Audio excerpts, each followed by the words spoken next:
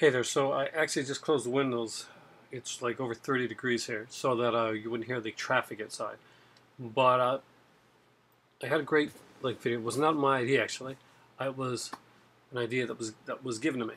I get a lot, like a few ideas and questions for videos. Sometimes they'll go in in secret places after credit sequences.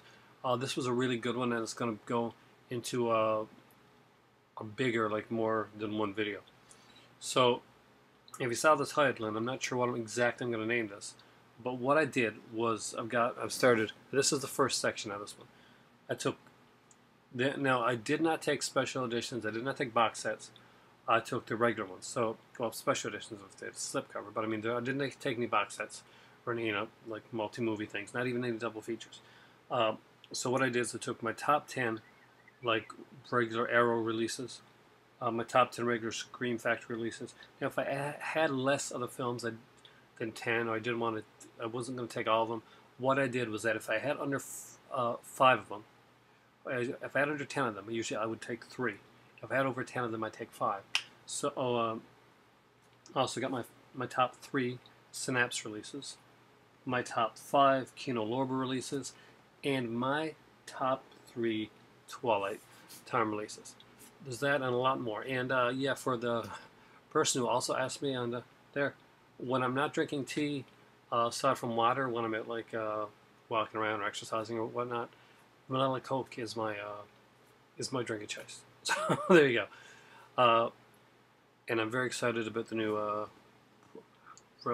Lay's rippled chips. In a minute, I'm going to come right back, and we're going to look at my top 10s. Hopefully, if there's some movies that you've been looking at, you'll find something that you want to pick up that you don't have.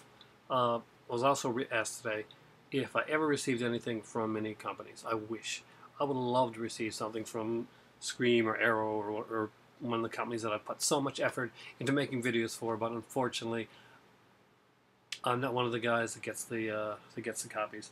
Everything I get is either donated by one of my viewers, or friends, or I just bought myself. So that's why I'm seeing a lot of updates recently, basically because cash has been low, and my better half's been in Morocco, so that's pretty much kept things down there. And I've been that's why I haven't done a lot of videos. I got kind of down for a bit, and I let that get to me. And I thought that's silly because I have a better half, and I'm very lucky. And she's gone away to see her parents and that right now. And I love her parents. So why the heck am I upset? Exactly. Silliness. Craziness. I will come right back, and we're going to look at some what I consider fantastic releases.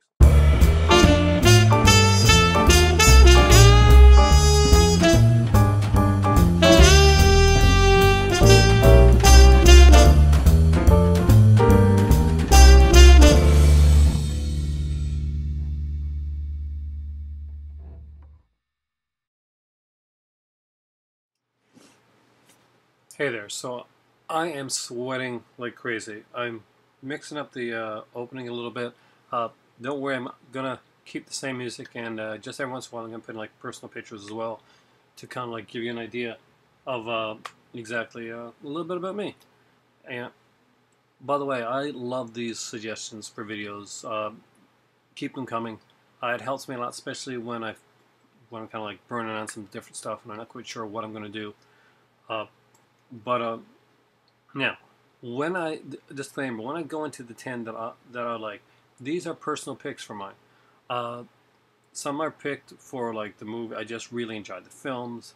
Some is the features. Some the whole package. Either way, as I go through each one, I'm going to explain to you why I chose the one that I chose. Every once in a while, I'm going to look down at my phone down here, basically because I'm expecting a call in a little bit from my better half from Morocco. So if I seem to be gone for a minute, that's where I'm gone. But through the magic of editing, hopefully you won't notice it too much. So top 10. Let's start with. I will start with the top 3. So when it came to top threes, it was really hard with some companies.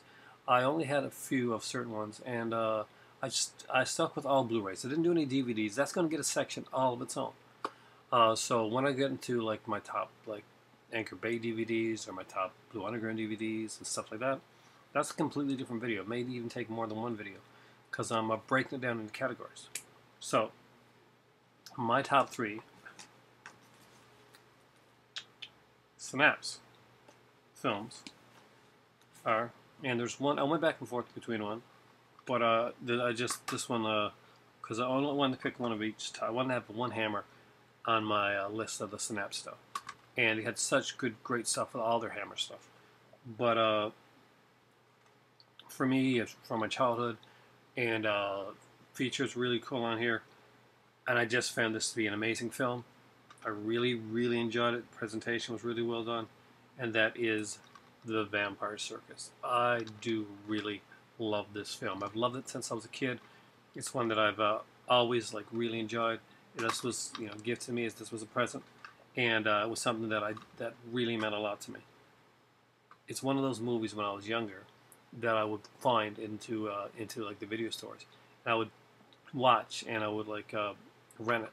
So I've never owned this on a DVD or anything until this Blu-ray, but I rented this movie so many times when I was young, and when I watched it again, it hadn't lost any of its luster for me. That's a good thing. That's a really important thing. There's some very cool like features on here. The documentary is really good, and I just found I liked it was well cast. It was very different for Hammer films. They were trying something different and new. And now, if I can only find Captain Cronus on Blu-ray, my other childhood Hammer film that I really kind of dug. But just amazing stuff right here. Vampire Circus, one of my top three Synapse films. Next up is one that should probably go without saying if you know me at all, and that is the classic Maniac Cop, Bruce Campbell and Tom Atkins. Such a fun testosterone film, actually. We got Robert Z'Dar as the Maniac Cop. We got Bruce Campbell, Tom Atkins, Richard Roundtree is in this, William Smith. Of course, we have Lauren Landon and Sheree North. There's a few different, like, unique, kind of cool features on it. I don't think this has as many features as the Arrow video one. Not at all, actually. But I think that I got like 2 or 3 editions of this. I got like the DVD of this as well, but the Arrow DVD with some Arrow features on it. So I'd have to check to see if the Blu-ray Arrow had any more features, because I do like to have, if it's a film that I really like Maniac Cop, and that's one of my childhood films, and there's more than one copy of it out there with different features. I won't buy things over again just to buy them over. I'm not like, you're not going to see me buy a Twilight Time and an Arrow just because it's Twilight Time. I don't buy into that. You get the ones you like, and you want to save the money to get as many as possible. Now, if it's a film that means a lot to you, no, I don't recommend getting it for cover art or something like that. But if there are different features, stuff that really brings it to an ultimate experience, that's when I'll double dip. I'll never double dip for name alone or anything like that. I don't buy the whole like, oh, this company is just putting out this. Looks like I'll be right back. Hey there, so I'm back, and all the fancy editing is not going to change the fact that I'm much happier that I spoke with my better half. We always try to, connection's not always the best, but because like roaming charges and stuff, we usually try to talk like with Facebook, Facebook calls. That's pretty much the only time I usually use Facebook a lot. So if you're on my Facebook and I don't always get back to you, or I rarely get back, that's because aside from like liking and posting some stuff, I don't really talk a lot on there unless like because I do a lot of talking at work and stuff. Like I talk on my okay, I should probably take my Facebook page, but I talk a lot on my on here, you know, and every once in a while on I can't figure out the Instagram. Mr. John Steele sent me a few messages on Instagram, and I'm still like kind of accessing those because I'm, for a guy that works a lot with like social media, I'm not that savvy with that part of it. I take a lot of pictures on Instagram, so by the way, feel free to like my to hit up on my Instagram, a lot of times there you're going to see stuff that doesn't get on here too much later. And I think, I do not remember what my Instagram is, but I'll put it down in a video. If I don't have it for this one, I'll put it down in another video. So feel free to follow that. I put a lot of like my finds and my hunting stuff that on there that some of it doesn't get on here, and some of it like just gets on here later. But you want to hear about the top movies, don't you? So the last one was Maniac Cop, and the final one for Synapse. And I went back and forth between two. I wanted to put the slasher one, and I wanted, it was either going to be Prom Night or another one, and I went with the other one. And that is a fantastic little film called Curtains. It's kind of a cross between a slasher and a giallo. It's a fantastic exploitation film. It's been shot in Canada. It's got some fantastic actors, including fantastic Canadian actors like John Vernon in here. And I'm a huge fan of John Vernon. I wrote like a blog. I started to do like a blog, and one of my blog entries actually had like a ongoing John Vernon joke. But I really do love this movie. If you don't have it, I recommend it. It's a fantastic little film. I love the ending. I love who the killer was. Actually, I did dig that, and the mask was really well done. It was a extremely like cool and creepy film. And I'll show you like the mask here. Let's see it a bit there, but it's just kind of like an old hag, old lady type mask kind of. And actually, I find it creepy. It still creeps me out. So I'm not gonna lie there. That's one of them. Before this, the only way to get this was on like a 4-pack from I think Echo Bridge or something like that. It was like a really bad copy of it. But Synapse did an amazing job of brilliantly putting it together. My top 3 Twilight Time films. I don't have a lot of Twilight Time. Anything that I've gotten from Twilight Time, I've gotten from somebody else because of the fact that they're very expensive in Canada. It's and even when you get them through like a SAE or Screen Archives, it still comes out to be like very, very expensive.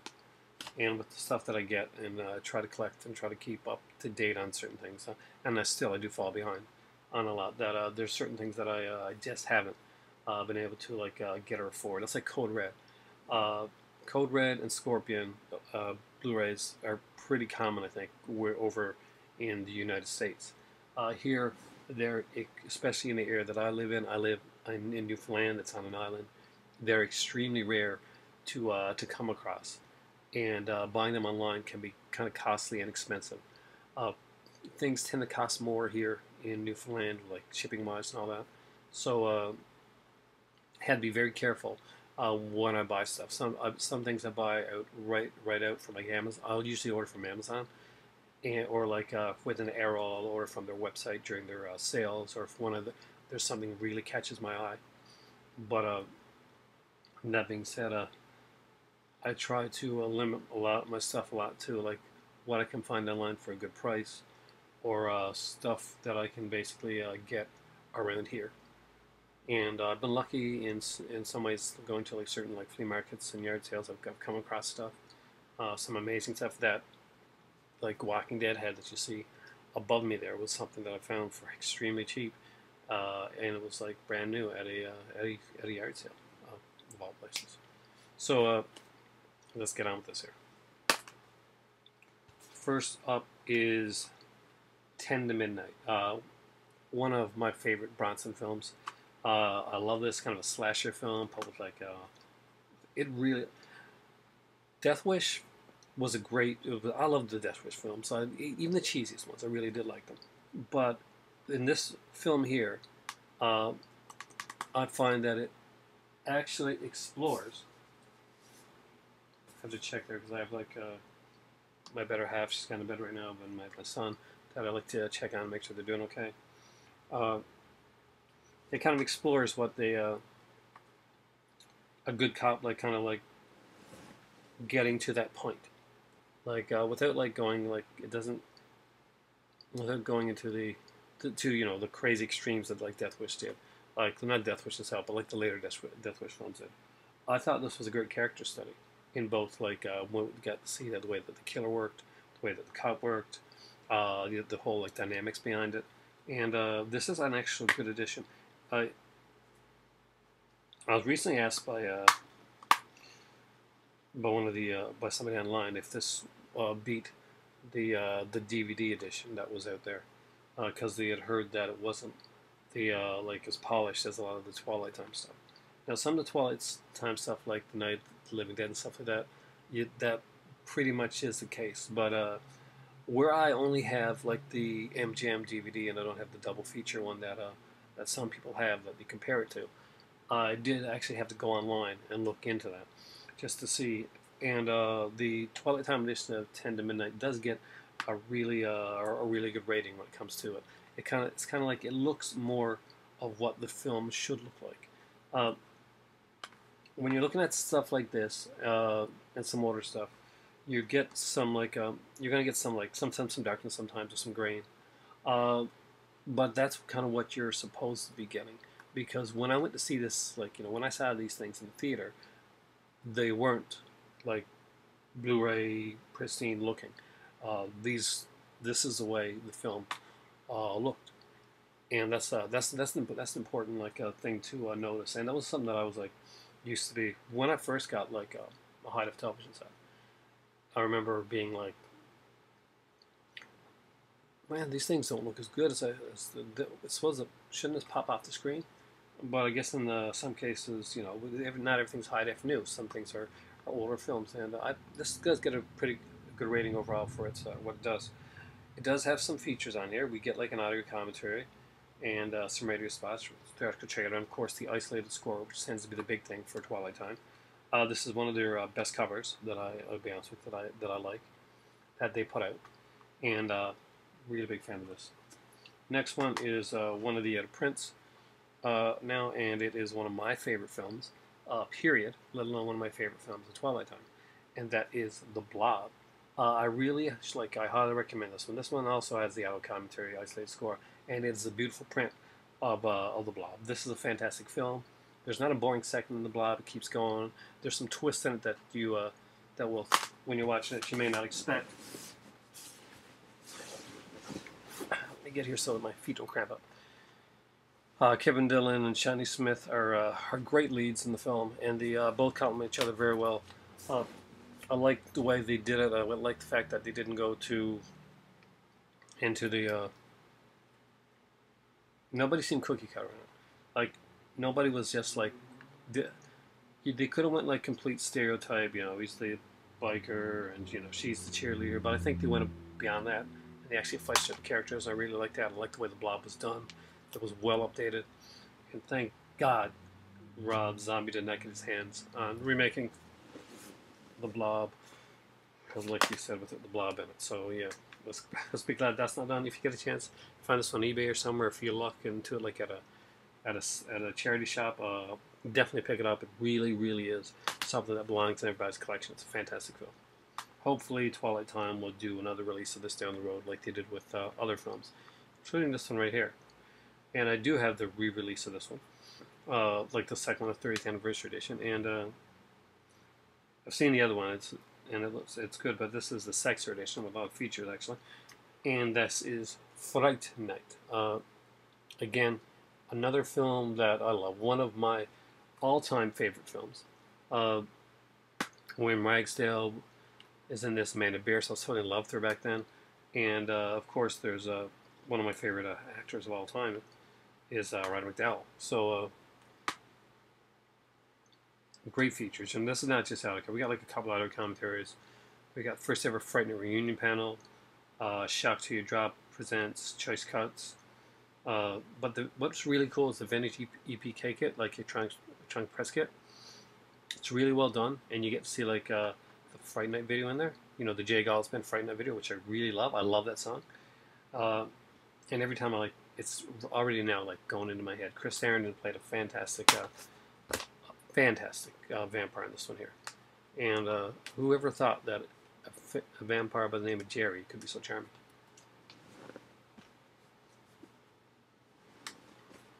Next up are my top 5 Kino films that are in my collection that I got. Remember, these are all subjective. These are ones that I like for specific reasons. First off is the one that I watched very recently. The last Kino that I did watch. I really want the sequel to this now. Uh, I didn't realize I was going to like this as much as I did. I knew it from my childhood, but I didn't know it was going to be that good of a film, and it really was that good of a film to me. I enjoyed it immensely, and that was Burt Reynolds and White Lightning. Not at all what I thought it was going to be. It wasn't just like a Smoking the Bandit type thing. There was some like serious, some very serious parts to this. Ned Beatty plays a very good villain. There's some really good things. The character of what's his name again? I think it's Gator, right? Yeah, because the sequel's called Gator. Gator McCluskey. So Gator here is basically he's in prison. His brother is murdered at the beginning of the film, and is murdered by crooked police officers.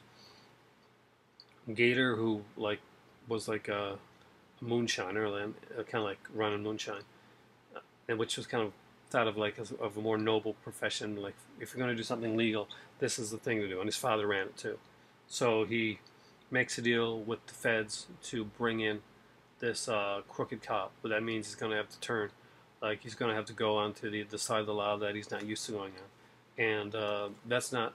It's only slightly explored in there, but obviously it's not something that his father feels any sort of source of pride or happiness about. But Gator goes ahead and he does it, and it's a great film. There's not a lot of features on here, but the one that is on here, Burt Reynolds' Back to the Bayou Part 1, is a great featurette.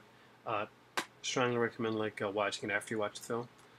And if you can pick up Gator too, I really wish that Gator had been around where I'm at, because I definitely would have picked it up.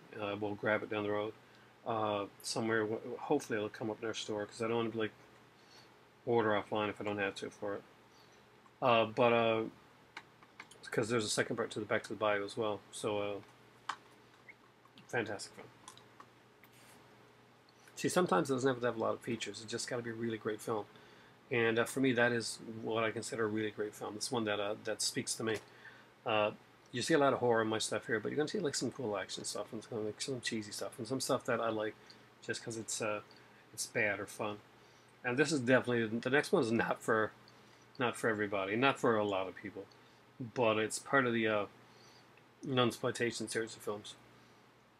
And all of these don't I'm not overly the non-exploitation thing is not something where I go out and I say, well, I have to get that film because it's a non-exploitation. Actually, usually the opposite.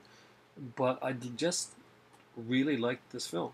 I watched this on first when I was younger, but I watched it more recently when Netflix actually had it on there, and it was a good film, and I enjoyed the acting, enjoyed the way it was done. Now this is not overtly quality film. It's just the story sucked me in for some reason. I'm sure the cute girls and stuff helped, but I found the story itself wasn't too bad either. And it's one that I went back to and I rewatched, and I rewatched it about a week or two later. So that's when then they had a huge sale on Kino. Kino doesn't usually have very many good sales, but they had ones where they had their Blu-rays at $9.99 and $7.99. They only had that sale once, and since then it's been $7.99 Blu-rays and $10 DVDs, which isn't the best. Especially this is 2016, so not the best sales they have had. But this one here was a great sale, so I did manage to pick up The Sinful Nuns of St. Valentine's.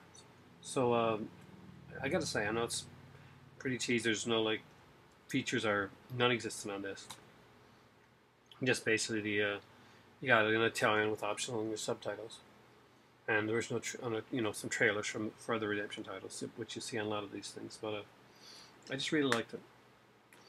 Next up is one of my personal favorite Pete Walker films. Now here's the thing, I've got a Pete Walker set as well, and I wanted to just like I said before, these are all single releases. There's going to be no special multi-movie sets in here. I don't think any has anything on it. It's a feature, and the feature is feature length. It's not it's not a different movie or anything like that. But I wanted to put a Pete Walker one that I really enjoyed. Although I really hate the cover of this one, and that is The Comeback. Yes, the cover is kind of in the film, but it's not. I wouldn't consider representative of the film. There's many other scenes and pictures that they could have chosen for The Comeback. actual like pop star Jack Jones starred in this one with Pam Stevenson, David Doyle, Holly Palance, and of course I think we got the usual cast of characters in this one as well. For the Pete Walker films, they have the girl that's usually in it. There's a thing here, Slasher Serenade, interview with Pete Walker and actor Jack Jones. There's an audio commentary on here. This is one that is kind of an English giallo film.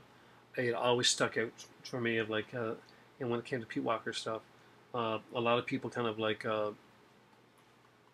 don't really give this one much attention, but it's one that I've always liked. It's something that just stuck with me, and maybe it's where I like giallo. Maybe it's where I like kind of the murder mystery aspect of it. It's not exactly hard to figure out, but it is a fun film. It's really giallo-esque, and actually, I want to rewatch this one sometime soon because I did find this one to be a really good film. Let's come back. Redemptions. Now, those are the only two redemption tales I wanted to put in there because I wanted to like mix it up to make sure like I didn't just have all redemption.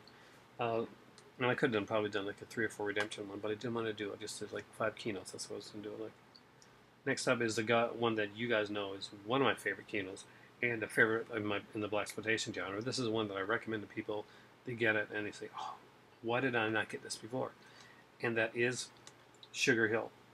It is a blaxploitation film. Basically, it's a revenge film. She makes a deal.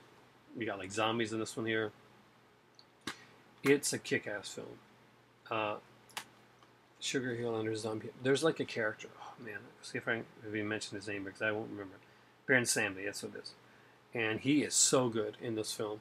The actor that plays Baron Samedi is just so damn good. There's an other commentary and there's like on-camera interviews here as well. But I really do recommend this one. This is a very fun film.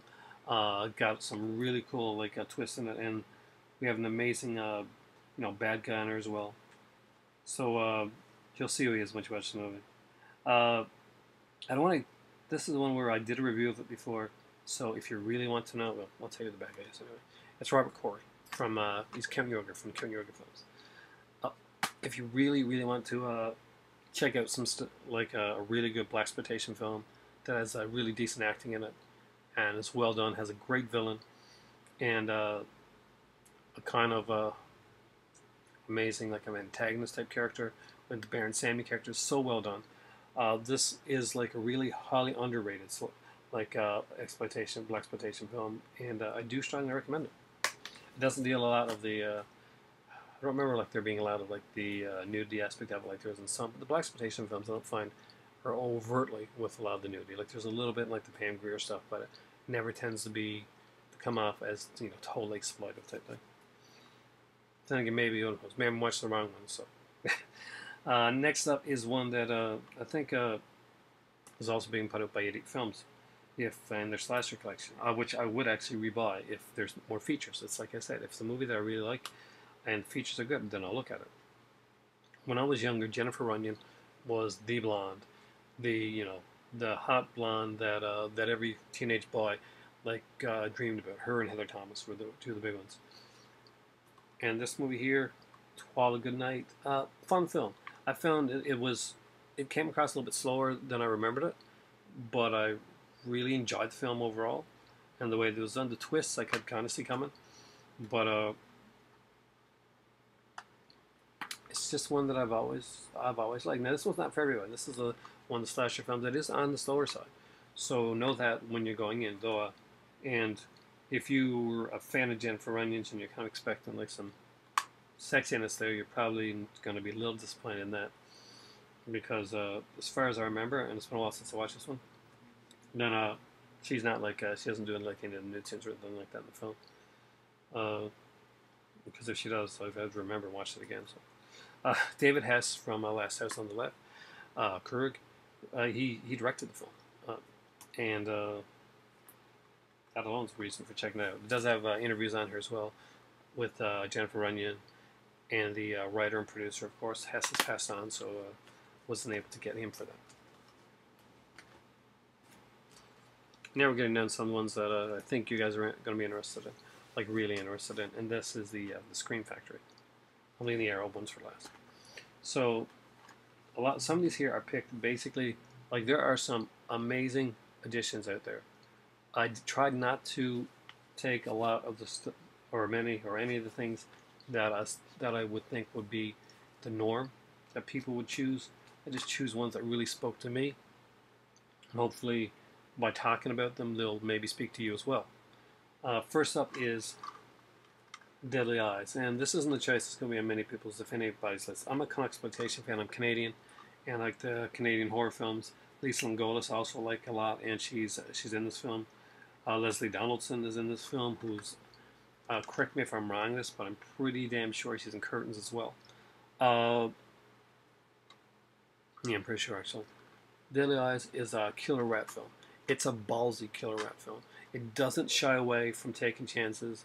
The baby scene at the beginning of it will let you know pretty much immediately that this is a film that's doing stuff and doesn't mind like going out there, like going to that spot.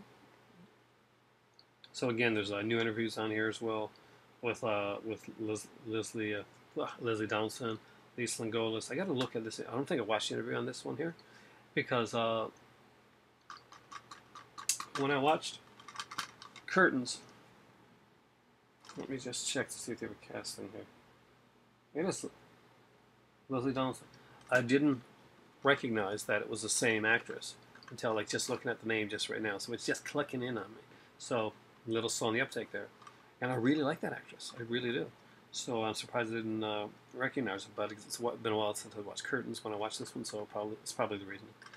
But Deadly Eyes is a great killer rat film. I'm not, I do like these style films. I don't have enough of them. Like I like to have some more of them. I know they put some double features and that. I'll get those down the road.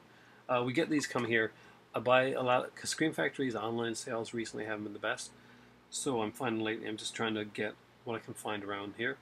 And Deadly Eyes is one of the ones that this is one of the ones I did find back in sale days. So, and for $10 too. Great film. Next up is one that I didn't expect to be good, and it exceeded my expectations in every way, and that was New Year's Evil. New Year's Evil is about as a different premise. We are introduced to the star, sort of the star, which is Roz Kelly. Roz Kelly played Pinky Tuscadero in on the show Happy Days. She was the pretty much Fonzie's first, and like for a lot of people who watched the series Happy Days, was the true love for the Fonz. But unfortunately, they planned to do like a spin-off and have her do the show more. Things couldn't work out with Roz and her agent, and they ended up like taking her character off the show, which was a shame because she was a fan favorite. Now in this movie here, it takes a different tactic. We do get to meet her and we get to learn a bit about her, but we get to learn a bit about surrounding her, and we find that we're like following the killer more. And it's not just a killer POV thing. We're actually following the killer as he's making mistakes, as things are not going right for the killer. This is not a smooth transition killer where he's getting everything right and he's so clever. Actually, no, people escape from this killer. The killer makes some big errors, and you kind of see his face, so you're kind of wondering what's the mystery to it. There's a twist to it, but the twist you're going to probably figure out pretty fast. But the film overall, as a character study, as a horror film, it's really good. And the fact that the killer, what really stood out to me was that the killer screwed up. The killer screwed up a lot.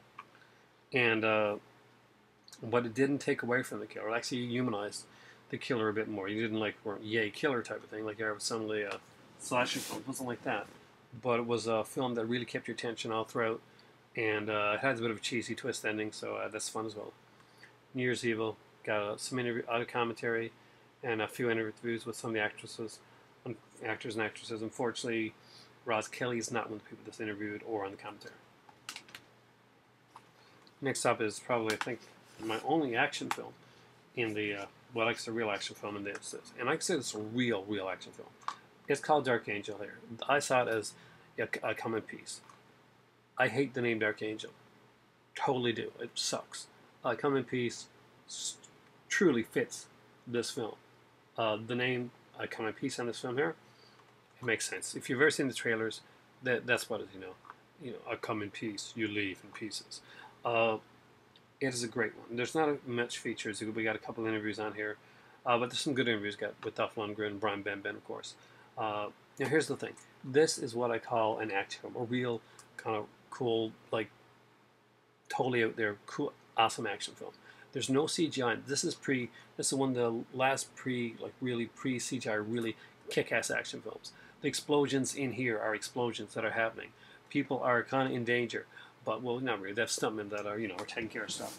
But there are some great that being said, there are some great stories on here as well in the interviews where they're talking about times where it was pretty risky, some of the stuff that they were doing because they did this pre CGI and it really shows.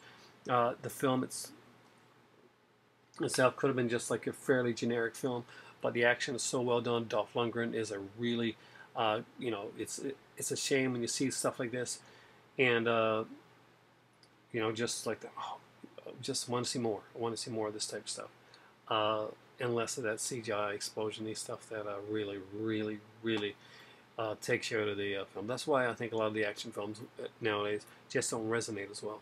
Because we're seeing CGI blood and the explosions, a lot of the explosions aren't real, and they're trying to mix it up a bit. But the real action films, the ones where the heat and the sweat were real during the films, those really stand out. This is kind of like sci-fi action film. I'm not going to give too much away, except see that guy there? He's kind of like an intergalactic drug dealer of sorts, and he's come to Earth for nefarious reasons. I love the way this plays. There's two aliens at first, and we get to see how the character of Dolph Lundgren plays off Brian Benben extremely well, actually. Brian Benben is one of those guys that I think should have ended up doing a bit more. He did the show, of course, Dream on HBO, which I really enjoyed, and I watched it when I think my son was being born. I was waiting for him, and I was kicked out of the room where. Because if I was too nervous, I'm a little nervous with stuff like that. But they had a Dream On marathon, so I'm waiting for my son, to hear word, and I'm watching Dream On and eating Subway, and just waiting, and I was going to say anticipating. That's a song in there, right? Fantastic film, Dark Angel. It's actually comes along. It's very cheap. The only one that I can't find, there's a couple I can't find in my area. There's a Jericho Mile, I think it's called, which I only found once and never come back again. I don't did it go to print or something like that? I've never been able to find it. That was one of the more inexpensive ones. And of course, Dog Soldiers doesn't sell over here in Canada. It only sells in the United States. Again, great film. Next up is one that you see on a lot of my lists, so you're not going to be surprised at all if you've watched my channel for very long, and that is Crawl Space. I do like Klaus Kinski. I think this is one of my favorite Klaus Kinski films. It's just so well done. Telly Balsam's in this. David Schmoller directed it. The guy that did Tourist Trap, the guy that did Puppet Master. We got a Pino Donaggio score. Great film, and like I say, every time that I see this, that you see this in my hand, aside from the audio commentary and the interviews. Short film, Please Kill Mr. Kinski. I don't need to talk about that anymore. Just that you should see it. It's a really good short film. It really, really kind of complements the film there, and it works really well. Next up is one that I have mentioned a lot on my channel as well as some other channels. If you watch the Absolute Sublimes, what horror movie scared me on in Halloween. I didn't get on this one, but I was on the one before, and I apologize for not being able to get on there. Things went crazy at work around that time, so I wasn't able to shoot the footage that I planned to shoot for him. But the one that scared me first was Jamie Lee Curtis and Terror Train. Terror Train scared me because, well, if you've heard the story, then you know it, and I don't want to go over it again a lot. But let's just say my bedroom was next to where the TV was, and this was playing on blast, and I couldn't see anything. I could just make up the visuals in my mind to it. When I did get to see it, I really enjoyed the film. It's got David Copperfield, Jamie Lee Curtis, of course. Back then, she was the definitive scream queen. many people, she really still is one of the definitive scream queens of all time. Uh, the features on this are fantastic. Actually, there's some great interviews on here. I think they had meant to be like, I'm not sure if this is the one or not, but they had originally planned to do like a commentary, but like something happened at the last minute and they couldn't do it. But that being said, this is a great film. The twist in it is fantastic, and I love watching it with people to see if you figure it out. Because I don't think I figured it out right away. I probably didn't figure it out when I was a kid. It's a really nice twist. So if you figured it out, props to you, because I don't think I did. Next up is the one that I really do love, and that is H.P. Lovecraft's From Beyond. From Beyond, this is the first one, I guess, the Blu-ray DVD combo back in this station. I just really like this film. I love H.P. Lovecraft, for one. I grew up like reading like Poe and Lovecraft. Those were kind of like what I cut my teeth on, what I read a lot of. This is a great film. We got like an amazing cast. Jeffrey Combs in this. We got Barbara Crampton. We got Ken Foray. What's his name? Ted Sorrell, right? Yeah, Ted Sorrell's in this as well. Important character too. Dr. Proterius. The idea behind this film terrified me as a kid. Like just that there's things that are flying around in the air that like basically horrible, horrific things. You can't see them, they can't see you, they can't touch you. And with a flick of a switch, all hell can break loose. It was explored in here. I thought there's a lot more that could be done with this here concept in this universe. When I spoke with Jeffrey Combs, I told him how much I enjoyed him in this film. He told me that he felt that he was miscast, and that he felt that Dan, basically the guy from Reanimator, would have been a much better choice for this role than him, and he actually recommended him. But he did end up taking the role. But I thought he did a great job in it. There are some great features on it. This is, we've got audio commentaries, interviews with Barbara Crampton, director's perspective featurette, editing room, interviews with composer Richard Band, storyboard, film comparison, and much more. So again, it's a great release. Some fantastic stuff in here. Great interviews. Scream Factory does really good with a lot of their interviews, and with these editions here, especially, and amazing stuff. Next up is one of my favorite revenge films of all time, and that is Class of 1984. Again, we got like Roddy McDowell's in this one here. Perry King is in this. We have like Lisa Langolis. So, there's another Lisa Langolis film. I did like this. Was it Layla Schifrin? I think that's the name. Composed it and did a great job on it. This is a fantastic like a revenge film, and it's one of those you see a lot of them, and some of them like go overboard. It seem like this can't happen. You really believe that this can happen, and the outcome is actually fairly realistic to what you think what might happen. This was a great film. Mark Lester did this one, and I do recommend it. It's one that I waited for so long to get, and it was there for a long time, but it was like more expensive than the other Scream Factories. So I kind of kept waiting on it, and then I was going to the store to buy I had like some money, and I could get like either 2 and the 2 for $30, or I could get like Class of 1984, and I had picked up 2 and the 2 for $30 cheaper ones first, and she was like, you really want this movie, you've wanted it for a long time. Rather than go for the quantity, go for the quality, go for the movie that you really want. And she was, as she is many, many times, she was very right. I got it. We watched like the features that night. I didn't watch the film with her because there is like some sequences in it that would disturb her, and I didn't want to like put her into that mindset. I'd watch it on my own laterwards. Is that even a word? Later words. So afterwards. Anyway, Class 1984. Highly recommend. It's a great film.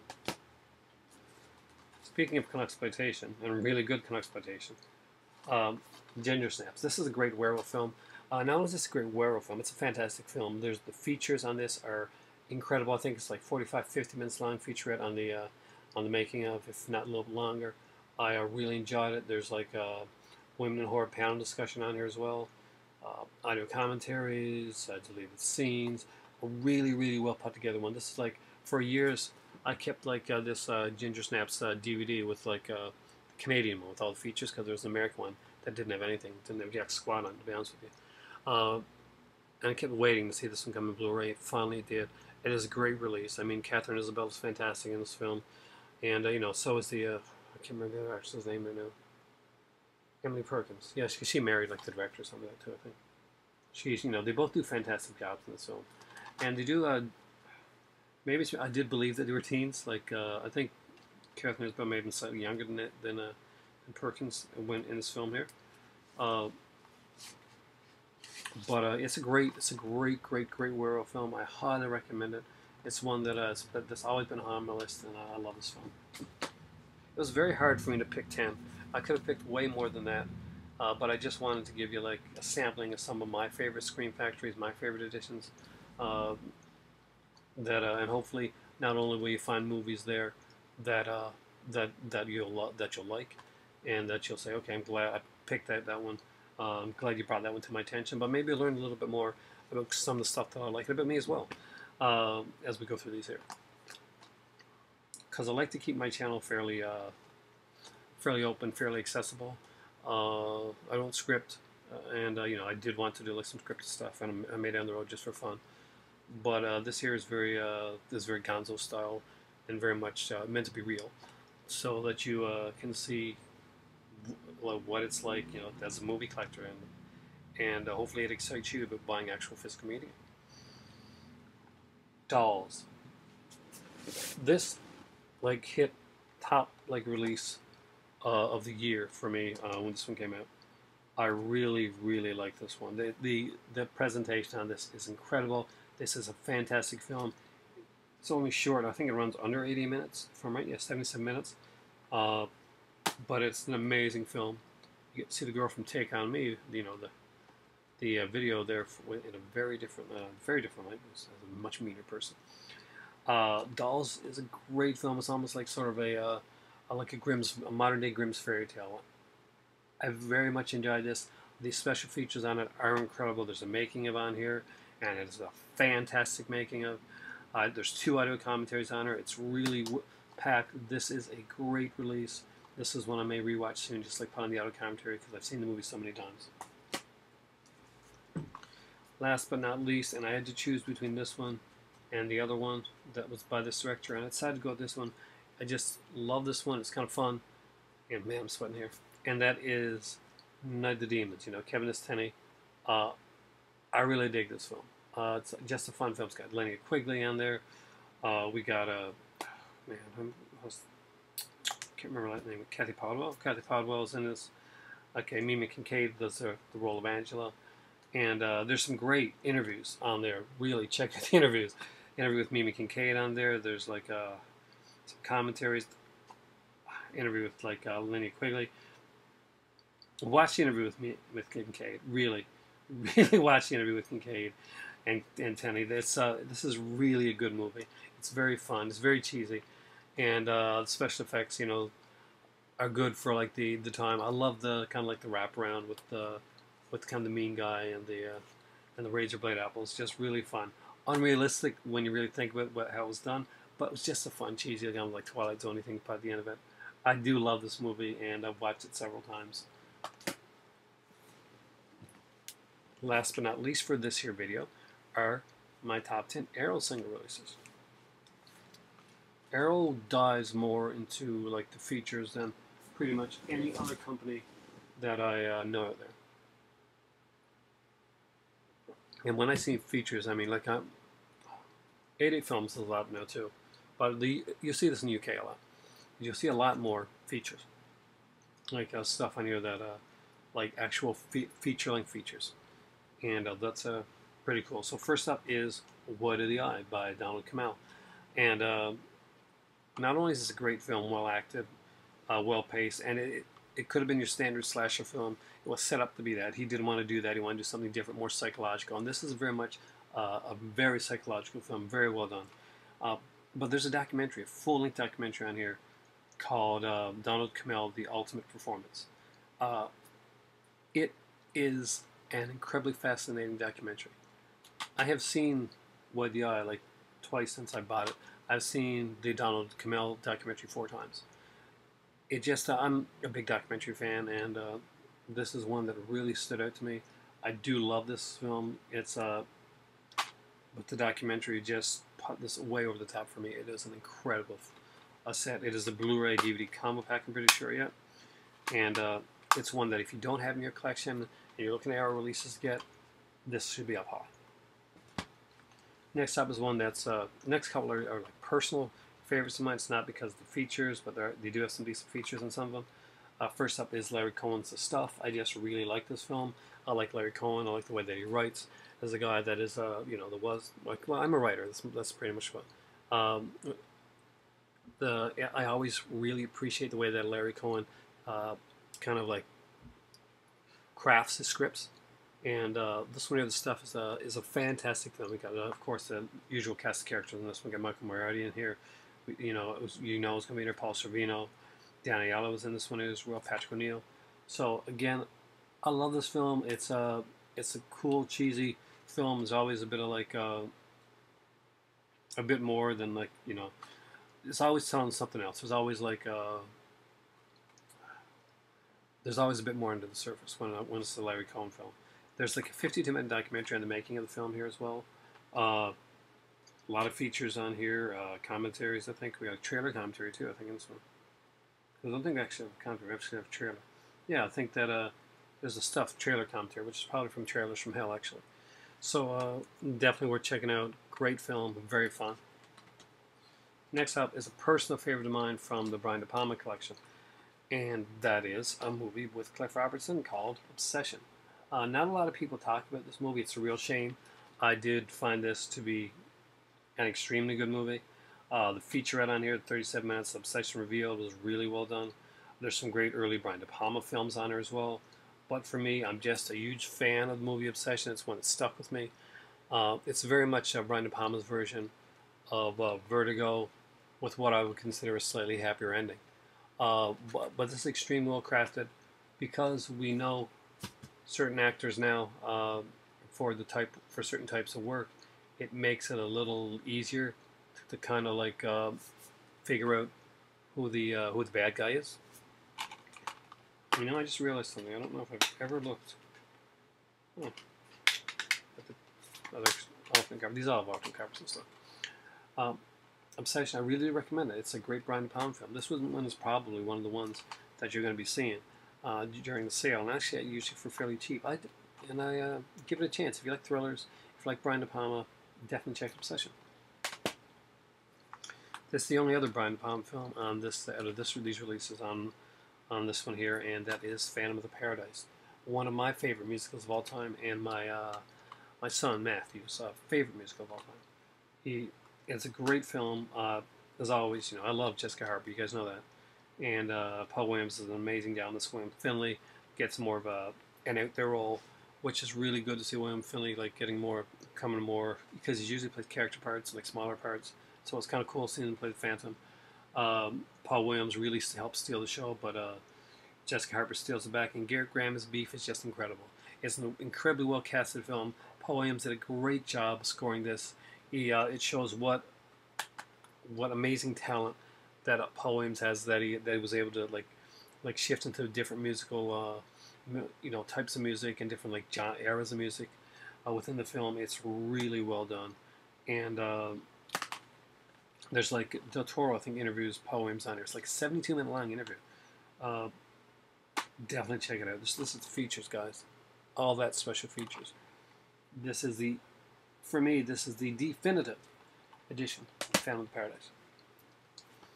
Next up is one of my favorite Pam Grier films, and I think out of all the ones that are out there, and there's like a bunch of Pam Grier films on Arrow. If you're going to go for one first, go for Foxy Brown. Not that there aren't, like, his Coffee's really entertaining, one, a great film as well. The lot of like Black Mama, White Mama is fantastic, but Foxy Brown is kind of like definitive Pam Grier. This is so well done. I mean, like the features on this one are great. They talk to like a stuntman on here. They talk to Fred Hammer Williamson, and not just any stuntman, but apparently he was the first. This should be on here too. Bob Miner, the first African American member of the Stuntman Association, which is not a small deal. This is a great film. You know, even if you're a person that doesn't watch like all the features, that's not your thing. This is a great film. What I've been trying to do is I've been doing this, and I hope you guys have noticed it. Is I've been trying to make sure that overall that most of these films are actually really good films on their own. So if you're not really into a lot of the special features, or if there's only certain things that you watch, you're getting a good film when you pick up one of these ones here. Well, maybe not Twilight Time so much. That's not a great film. It's just a really personal favorite one. But Foxy Brown actually is a really good blaxploitation film. Foxy Brown and Sugar Hill, those are some of the tops when it comes to the blaxploitation genre, and I really like the blaxploitation genre. Next up is one that's been on a lot on my list. You guys know this one, so I don't have to talk a lot on it. Invasion of the Body Snatchers. This is being put out by Scream Factory. I'd have to see the features on it because I cannot even begin to imagine that it's going to touch this. This is a 52-page collector's booklet in here as well. I mean, but if discussing the the panel between Kim Newman, Ben Wheatley, and Norman J. Warren is not like on the Scream Factory edition, get this edition. It's a great looking edition. The features are utterly fantastic, and it's a full. You watch this movie, you watch the features, you feel like you've gotten the complete like Philip Kaufman Invasion of the Body Snatchers experience. You do not feel that you're missing on anything. It just makes you want a little bit more, but not in the way that you need more, but it's in the way that, yeah, this is like a fantastic film. Next up is another one that I mentioned a lot on my channel, and that is Remo Williams' The Adventure Continues. It's a fun, cheesy 80s film with Fred Ward and, oh my god, don't tell me I'm going to forget his name again. It's really hot here, guys, so I apologize. It's like Kate Mulgre's in this, and of course, Joel Grey. Yeah.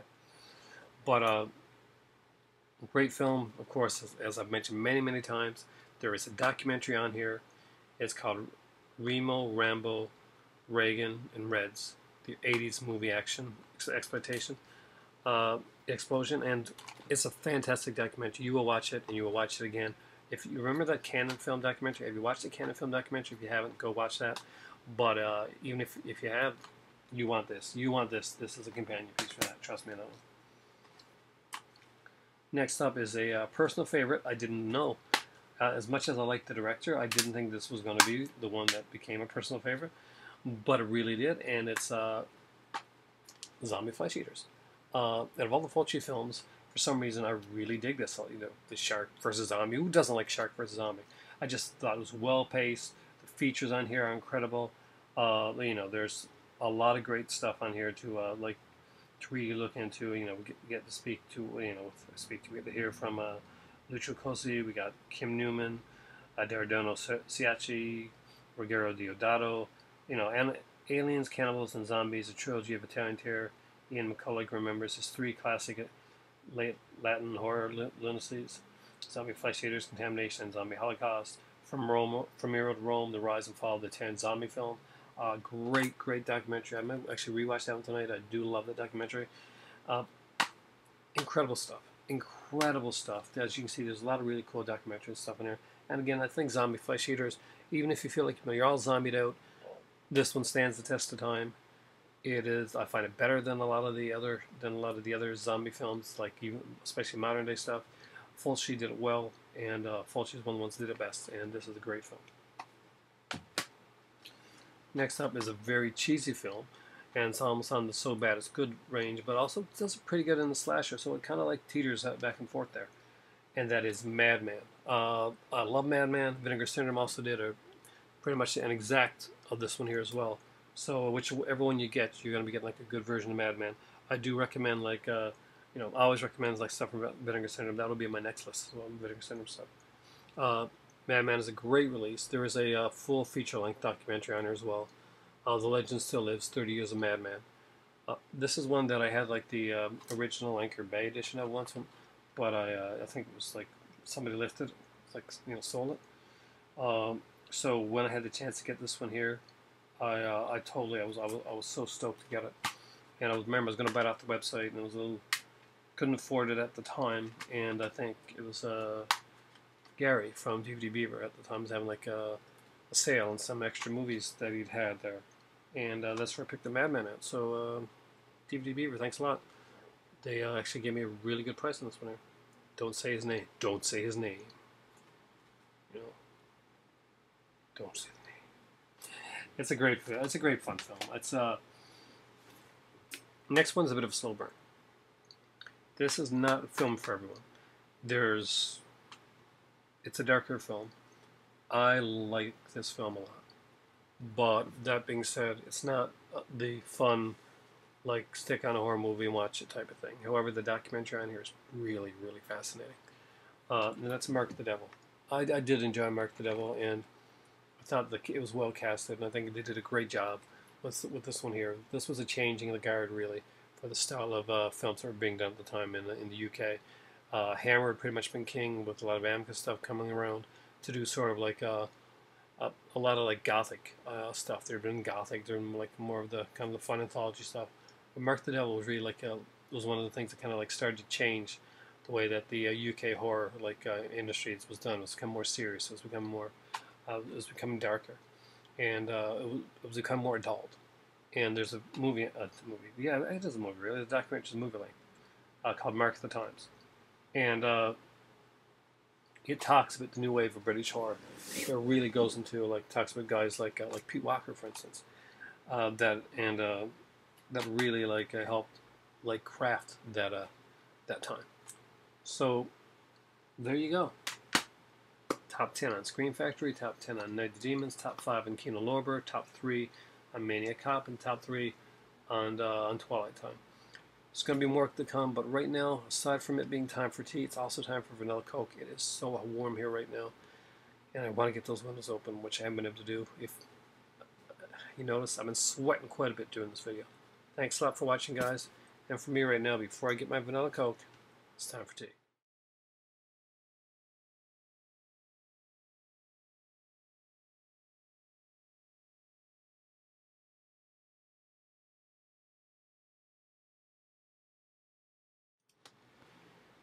Hey there, and thank you for staying for the after credit sequence. So if you've been watching my channel for now, you know that I do these a lot. So recently, you know that I got this here kind of like cheesy, fun, limited edition box set from a friend of mine, The Return of the Living Dead, unrated. And this has the Necropolis and Rave to the Grave, the later films. So he came back to me the other day, actually it was on Friday, and he said, I've been meaning to get these to you for a bit. I know you had that set, and I wanted to get you to get these as well, because I know you collect these type of films.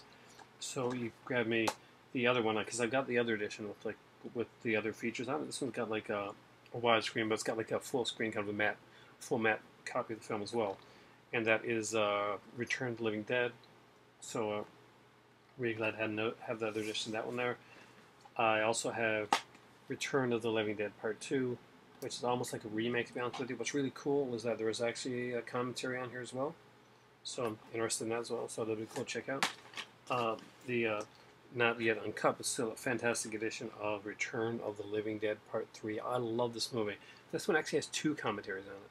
So I'm going to be excited to check this one out again. Does it bother me that it's not like the completely uncut edition? No. Well, I'd love to see that come down the road.